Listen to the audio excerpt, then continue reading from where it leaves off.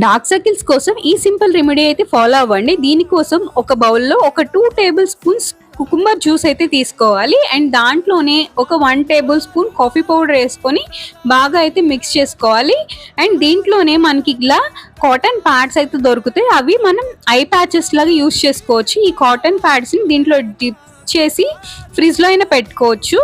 And ఇది మనం ఫ్రిడ్జ్‌లోంచి తీసుకొని డైరెక్ట్‌గా మన ఐస్ మీద పెట్టుకోవటం వల్ల మనకి డార్క్ సర్కిల్స్ అన్ని రెడ్యూస్ అవుతాయి. మన ఐస్ మీద పఫీనెస్, ఐస్ కింద ఫైన్ లైన్స్, రింకిల్స్ అన్నీ రిమూవ్ అయిపోయి మన ఐస్ అనేది డార్క్ సర్కిల్స్ అనేవి పూర్తిగా రిమూవ్ అయిపోతాయి. అండ్ ఇవి మనం స్టోర్ కూడా చేసుకోవచ్చు. అండ్ ఈ కాఫీ కీరా జ్యూస్ ని ఒక కంటైనర్ లో వేసుకొని మనం ఇలా ఈ కాటన్ ప్యాడ్స్ వేసుకొని స్టోర్ చేసుకోవచ్చు. ఇలా మనం డిఐవై ఐ ప్యాచెస్ ఈజీగానే ఇంట్లో చేసుకొని మనం యూస్ చేసుకోవడం వల్ల మన డార్క్ సర్కిల్స్ ని కంప్లీట్ గా రిమూవ్ చేసుకోవచ్చు.